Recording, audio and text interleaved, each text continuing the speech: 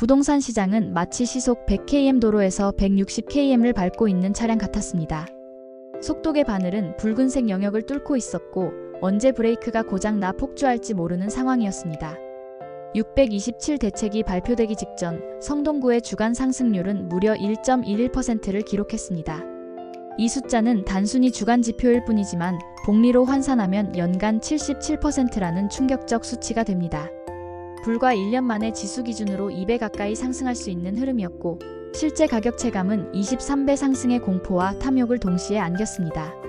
문재인 정부 5년 동안 부동산원이 발표한 누적 상승률이 55%였다는 점을 고려하면 단 1년 만에 그 수치를 넘길 수 있는 국면이 펼쳐지고 있었던 셈입니다.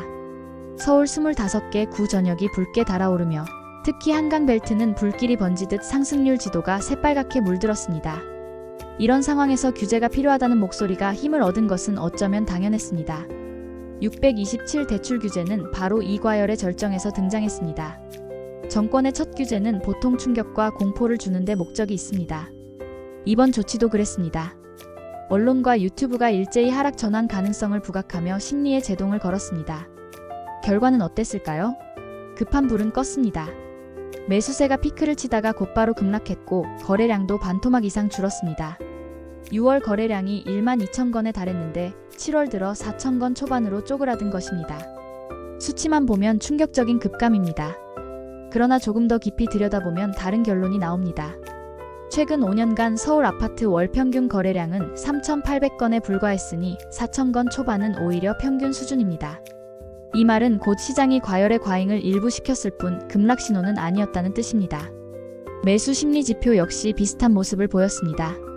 규제 직후 전국적으로 매수 문의가 줄며 심리가 얼어붙었지만 바닥을 찍은 후 다시 오르려는 움직임이 나타났습니다. KB 매수심리 지수는 수천 명의 중개사 네트워크를 기반으로 하는 실시간 체감 지표인데 2023년 이후 3번의 피크 때마다 규제가 나오며 심리가 꺾였고 이후엔 항상 더 높은 바닥을 형성하며 되살아났습니다. 이번 627 대책 이후에도 같은 패턴이 재현되고 있습니다. 단기적으로는 충격이 컸지만 그 충격은 불과 2달을 넘기지 못했습니다. 오히려 최근 23주 사이 KB와 부동산원 기준 상승폭이 다시 커지고 있습니다. 불길은 잠시 꺼졌지만 잔불이 남아 다시 번지는 형국입니다. 이쯤에서 우리는 중요한 질문을 던져야 합니다. 과연 규제가 시장을 근본적으로 바꿀 수 있는가? 결론부터 말씀드리면 그렇지 않습니다. 대출 규제는 수요자의 지갑을 닫게 만드는 시간 지연 장치일 뿐입니다. 공급 부족이라는 구조적 현실은 그대로 남아 있습니다.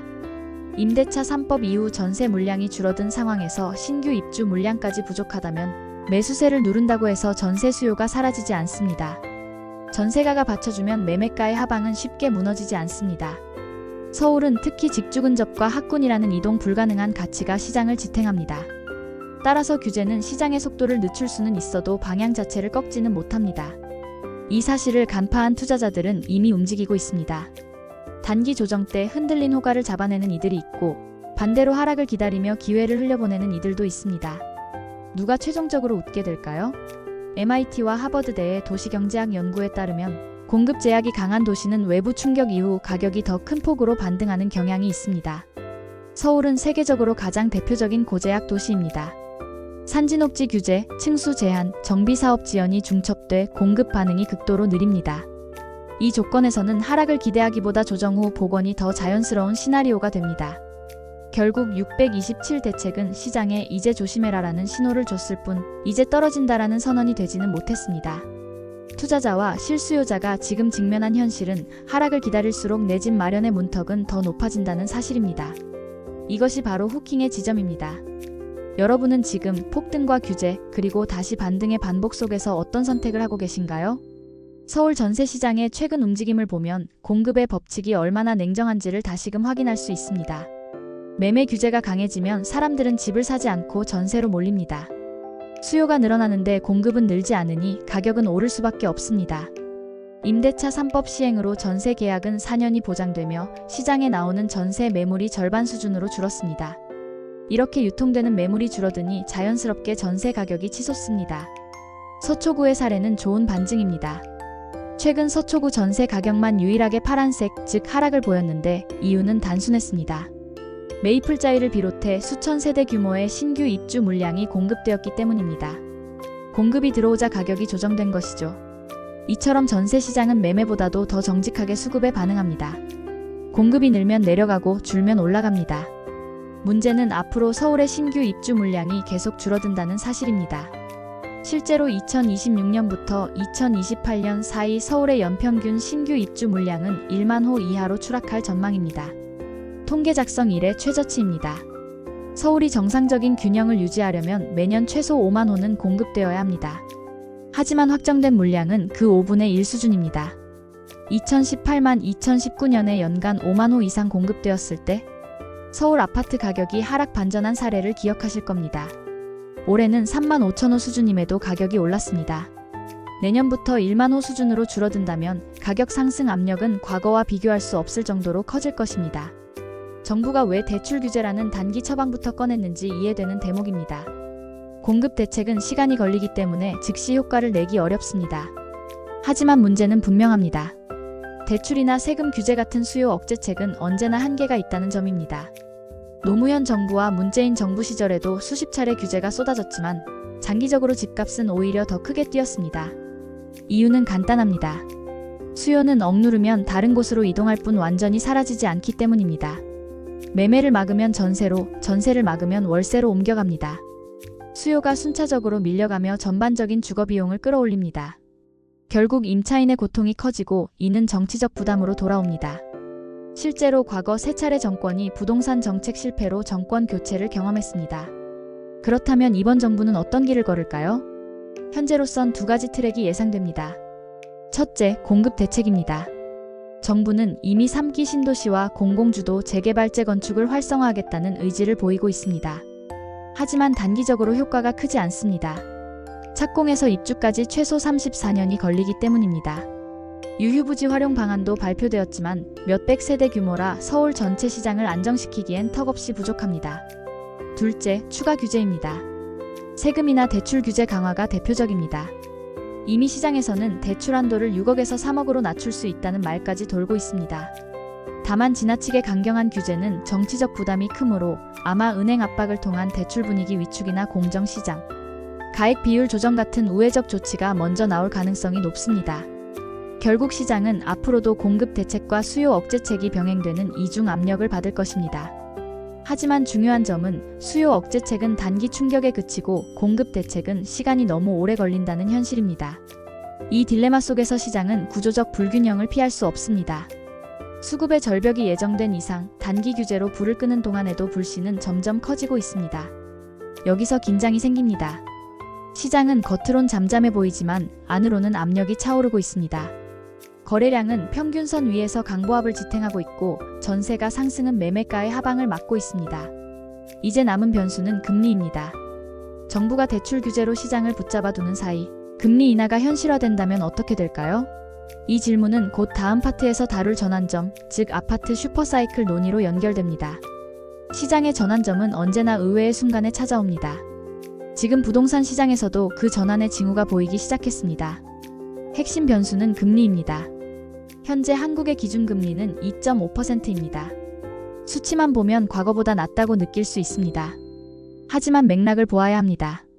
올해 예상 경제 성장률이 0.8%라는 점을 고려하면 현재 금리는 실물 경제를 억누르는 수준입니다.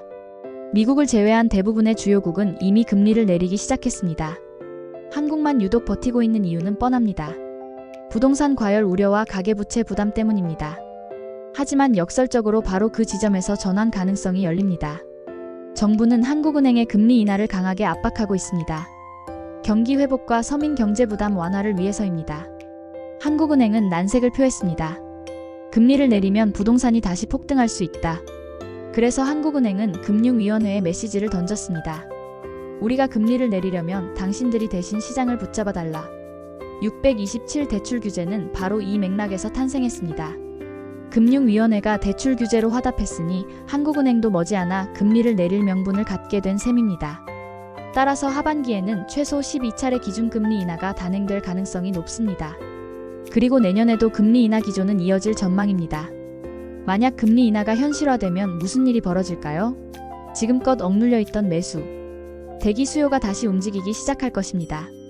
전세 대출 금리까지 내려가면 동일한 월 상환액으로 더 높은 가격대의 전세 주택을 선택할 수 있습니다. 이는 곧 전세가 상승 압력을 더 키우고 전세가가 받쳐주면 매매가 역시 다시 위로 튕겨 오를 것입니다.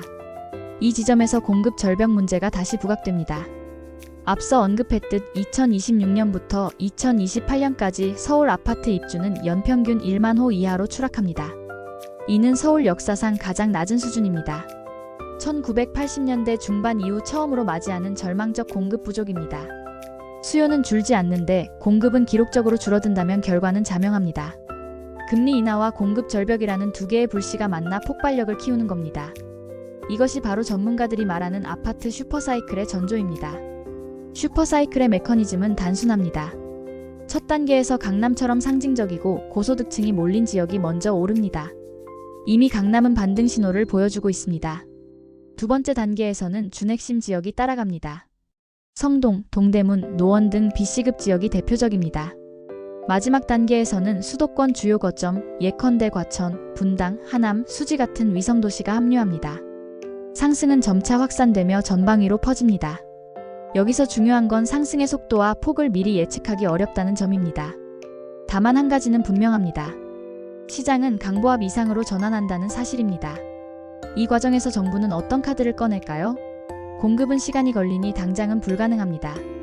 결국 또다시 대출과 세금 규제로 수요를 눌러야 합니다. 아이러니하게도 정부의 추가 규제 발표는 역으로 시장 참여자들에게 집값이 오르고 있다는 신호로 작용합니다. 규제가 반복된다는 것은 상승세가 이어진다는 의미이기 때문입니다. 투자자와 실수요자는 바로 이 정책과 시장의 간극을 활용해야 합니다. 정책은 단기 심리를 누르고 시장은 구조적 흐름을 따라갑니다. 클라이맥스는 여기에 있습니다. 서울은 세계적으로 유례없이 강한 공급 제약 도시입니다. 규제와 지형, 행정 절차가 공급을 묶어놓았고 수요는 세계 10위권 경제 규모를 기반으로 끊임없이 발생합니다. 금리 인하라는 유동성 재료가 여기에 얹힌다면 상승의 파급력은 피할 수 없습니다. 이 시나리오에서 중요한 전략은 단순히 오를 것이다가 아닙니다. 어디가 먼저, 어디가 더, 어디가 오래 오를지를 선별하는 것입니다. 지금 이 순간도 강남은 먼저 움직이고 있고 비강남 지역은 아직 주저하고 있습니다. 하지만 역사는 항상 같은 패턴을 반복합니다. 먼저 움직이는 곳이 방향을 제시하면 나머지는 순차적으로 따라붙습니다. 결국 우리는 지금 새로운 사이클의 초입에 서 있습니다. 금리 인하와 공급 절벽, 이 두 가지 요인이 결합하는 순간 서울 아파트 시장은 다시 한번 뜨거운 불길에 휩싸일 가능성이 큽니다. 그리고 그 불길은 이번에는 더 넓고 더 깊게 번질 것입니다. 이제 결론을 내릴 차례입니다. 627 대책은 단기 불을 끄는 역할을 했습니다. 그러나 시장의 근본적 방향을 꺾지는 못했습니다. 전세가 상승, 공급 절벽, 금리 인하 가능성이라는 세 가지 요인이 만나면 아파트 슈퍼사이클은 현실이 됩니다. 그렇다면 개인은 어떤 전략을 세워야 할까요? 여기서 핵심은 내 집 마련의 타이밍을 맞추는 것이 아니라 올라탈 준비가 되어 있는지입니다. 무주택자라면 특히 중요합니다. 더 기다리다가는 진입 문턱이 높아질 뿐입니다. 능력 범위 내에서 나만의 강남을 찾아야 합니다. 나만의 강남이란 단순히 강남구를 의미하는 것이 아닙니다. 직주 근접, 학군, 환승노드, 환경 등 자신이 가장 중시하는 가치가 응축된 지역을 뜻합니다. 예를 들어 직장을 중시한다면 광화문과 강남을 잇는 3호선 신분당 선축이 유리합니다. 자녀 교육을 중시한다면 중계학원가나 평촌학원 벨트를 고려할 수 있습니다. 생활 인프라를 중시한다면 대단지 신축과 커뮤니티 시설이 잘 갖춰진 곳을 찾으면 됩니다. 중요한 것은 자신만의 기준을 세우고 호가와 실거래의 괴리가 좁혀질 때 바로 움직이는 것입니다. 1주택자 역시 고민은 비슷합니다. 더 좋은 입지로 갈아타는 레벨업 전략을 검토해야 합니다. 서울 핵심 입지의 희소성은 시간이 지날수록 커지므로 갈아타기를 미루다 보면 영영 기회를 놓칠 수 있습니다. 특히 25평형대 소형 아파트의 효율화가 뚜렷해진 지금 수요는 점점 더 세분화되고 있습니다. 학군지가 아닌 곳에서는 25평이 34평보다 더 높은 평당가를 형성하기도 합니다. 이런 흐름을 읽고 자신의 라이프 스타일에 맞는 면적과 입지를 선택해야 합니다. 자산 증식의 관점에서 보면 월급만으로는 격차를 따라잡기 어렵습니다. 토마 피케티가 21세기 자본에서 지적했듯 자본 수익률은 근로소득 증가율보다 항상 빠릅니다. 저축은 안전하지만 대출을 활용한 우량 자산 취득이 결국 격차를 줄이는 길입니다. 대출이 두렵더라도 DSR 40% 이내라면 버틸 수 있는 구조입니다. 이자는 강제 저축이 되고 절약 습관을 만들며 자산 공부의 동기를 부여합니다. 10년 뒤를 돌아보면 대출을 활용해 집을 산 사람과 그냥 저축만 한 사람의 격차는 극적으로 벌어져 있을 것입니다. 여기서 중요한 태도가 있습니다. 시장을 바꾸려 하지 말고 시장에 적응해야 한다는 점입니다. 집값은 너무 비싸니 곧 떨어질 거야 라는 생각은 여우의 심포도와 같습니다. 실제로 떨어지지 않으면 그 시간은 기회비용이 됩니다. 개인이 세상을 바꿀 수는 없습니다. 바꿀 수 있는 것은 나 자신의 선택뿐입니다. 미래를 바꾸려면 오늘의 습관과 행동을 바꿔야 합니다. 작은 실행이 모여 큰 변화를 만듭니다. 마지막으로 행동 지침을 드리겠습니다. 첫째, 거래량 임계치와 매수 심리 지표를 반드시 체크하십시오. 시장의 방향은 이 두 가지에서 가장 먼저 드러납니다. 둘째, 전세 마이너스 매매 스프레드를 관찰하십시오. 전세가가 받치면 매매가는 쉽게 꺾이지 않습니다. 셋째, 후보지를 미리 선정해 두십시오. 기회는 준비된 사람에게만 보입니다. 넷째, 레버리지는 방어 가능한 범위에서 과감하게 쓰십시오. 금리가 인하될 때 그 선택이 결실로 돌아올 수 있습니다. 서울 아파트 시장은 지금 거대한 변곡점 앞에 서 있습니다. 금리 인하와 공급 절벽, 그리고 억눌린 수요가 결합하면 슈퍼사이클은 현실이 될 것입니다. 그 순간이 오면 이미 준비된 사람만이 올라탈 수 있습니다. 지금 필요한 것은 기다림이 아니라 준비입니다. 여러분이 오늘 세운 원칙과 행동이 내일의 자산 격차를 결정합니다. 내 집 마련을 미루는 순간 문턱은 더 높아집니다. 지금 나만의 강남을 찾으십시오. 구독과 좋아요로 함께 성장합시다. 감사합니다.